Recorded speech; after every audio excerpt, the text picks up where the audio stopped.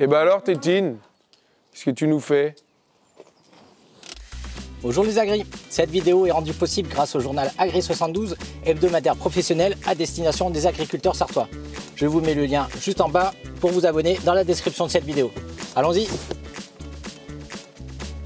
Aujourd'hui je suis à Saint-Martin-des-Monts pour rencontrer Lucas Paris qui prépare sa vache Tétine pour le salon de l'agriculture.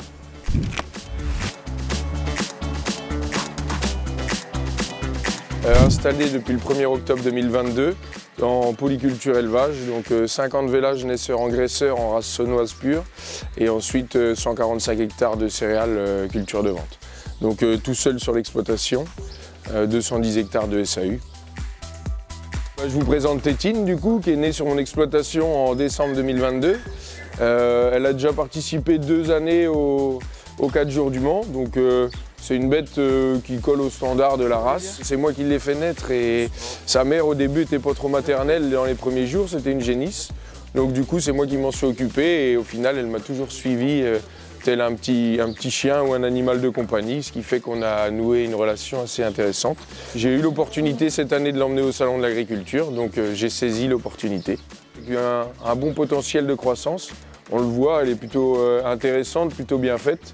Donc oui, c'était une origine que je souhaite conserver sur mon exploitation aujourd'hui. Elle a déjà été inséminée une fois, on verra si ça a marché. Et l'idée, c'est de continuer à conserver de l'origine de cet animal-là. Déjà, elle est calme, elle va très bien à la longe, donc déjà, ça, c'était un gros atout. Et après, morphologiquement, on voit qu'elle a une culotte plutôt intéressante. En termes de robe, elle est plutôt dans les saunoises quand même. Elle a des bons aplombs à l'arrière, plutôt bien faite. Donc voilà, dans l'aspect général, elle allait plutôt bien. Et surtout la docilité, qui est un point assez important pour le salon. La race saunoise, donc c'est la race emblématique de la Sarthe. Donc elle a été développée dans le bassin du Saunois, donc Marolles-les-Braaux et tout ce qui rayonne autour.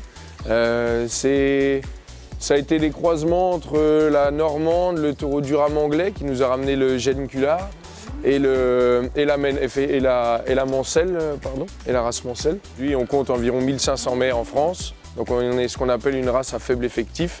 On n'est pas forcément menacé d'extinction, mais il faut qu'on continue à travailler pour qu'elle continue à vivre. Beaucoup de diversité, c'est ça qui est assez intéressant. On a le gène culard, comme je le disais précédemment, ce qui nous permet d'avoir des animaux de conformation bouchère, assez intéressant pour ceux qui aiment les concours de viande, avec un grain de viande assez fin.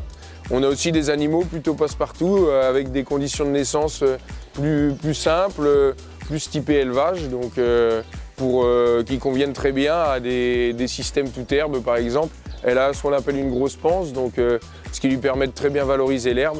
Et du coup, ce qu'en fait un animal plutôt rustique et bien ancré dans son bassin du secteur sartois. Nous aujourd'hui, vu qu'on n'a que 2 animaux présents cette année, on n'a pas de concours comme on peut trouver dans les grandes races. Donc clairement, l'intérêt économique, il y en a peu. C'est plutôt, oui, pour faire voir notre race, pour la présenter. C'est plutôt ça, pour faire rayonner la race, quoi.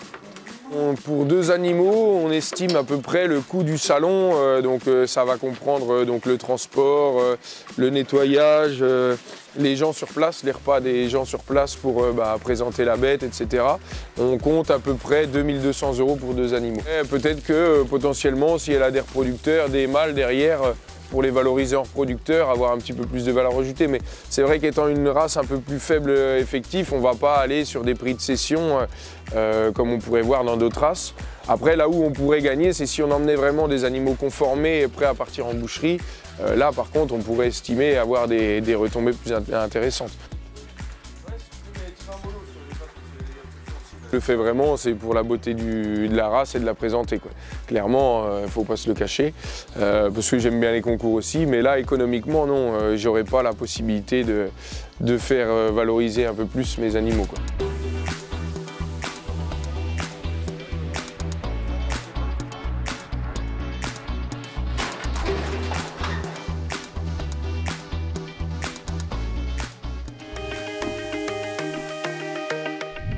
Et voilà, c'est terminé, mais vous pouvez voir d'autres vidéos en cliquant juste ici, ou soutenir gratuitement notre chaîne en vous abonnant et en cliquant juste là.